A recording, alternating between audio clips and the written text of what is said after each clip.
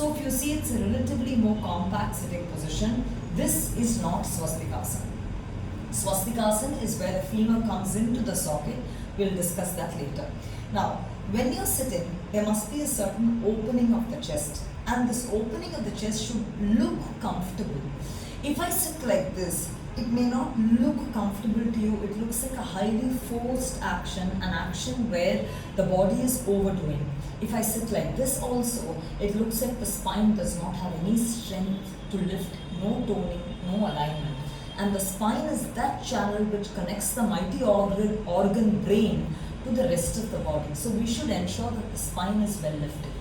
When we are sitting, we are keeping our hands by the side and thinking that the thighs are resting downward.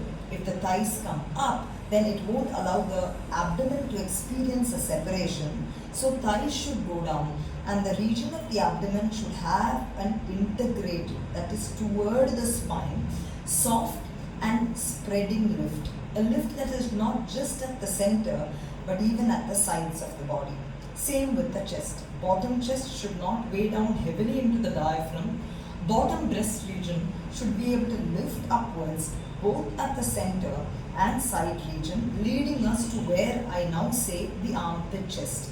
The side of the chest that is connected to the chest breast region and the armpit. From the back, sacrum up and the back rib should be nicely integrated. This armpit chest should be able to move back to front.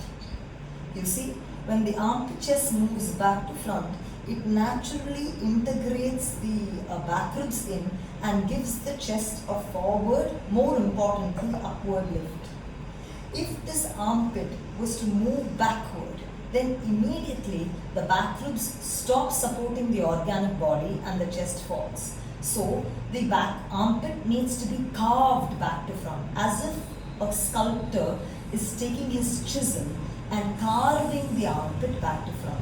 Now for this, first we will see how we can use our thumb. Can we take our hand all the way until the armpit chest? For many people, you will see that the hands don't go until the armpit chest region. Why? Because if the spine sinks, back ribs are out, then the travel to the armpit chest, giving fluidity to the shoulder, integration of the shoulder blade, and leading your arm to the armpit chest becomes difficult. So, in order to take your hand to the armpit chest, where the thumb goes to the back of the armpit, the web of the finger comes around the armpit and the fingers lead forward. We'll use it below the breast, we'll use it above the breast as well, but it starts where the thumb goes towards the back of the armpit. This functionality itself depends on the mobility of the clavicle, mobility of the upper arm, movement of the shoulder blade, and movement of the back ribs. So clavicle, humerus, scapula are all involved. Once the hand goes to the armpit chest region, the thumb needs to release the armpit back to front. Many times, it has to release the armpit back to front. There should be no sensation that this back of the armpit is caught or stuck when you're sitting, where it's kind of not able to move. This armpit chest region, back of the armpit, must be mobilized forward.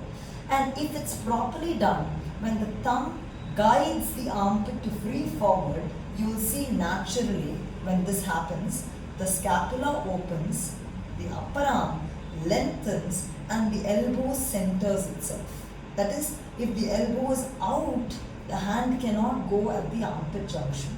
So, naturally when you're sitting, I'll show it from the front, when your upper arm goes at the armpit region and it guides the armpit to move back to front, naturally there is an opening of the clavicle, lengthening of the upper arm. The upper arm doesn't move up. The upper arm lengthens downward, more toward the groin. The face of the chest opens and the scapula, the entire shoulder blade, fixes into the body. So there the profile of the chest is open, chest is lifted, and the back ribs are engaged into the body. So again, thumb imprinting on the back of the armpit, guiding or freeing the armpit from back to front. This creates an opening of the clavicle, lengthening of the upper arm downward, long humerus, and fixing of the shoulder blade into the body. Here you could take your fingers, gently guide it under the breast region and allow the breast to make its load on the diaphragm light. So with your fingers, you lift the chest up. You lift the chest up. And now when you release your hand, you have to release without making any change to the body. Shoulders broad, upper arm long, elbows centered, bicep externally rotated, scapula fixed into the body, and the load of the chest away lifted in such a manner that the diaphragm is light. This opening of the chest through the armpit should be understood. This region of the armpit is considered to be the reservoir of our energy, and through the day, if the armpit is closed through the upper arm, then the energy constitution of the body, both mentally and physically, tends to drain. So you will have to learn to nicely open the armpit, allow the upper arms to move in such a manner that the armpit chest region is breathing, open and alive.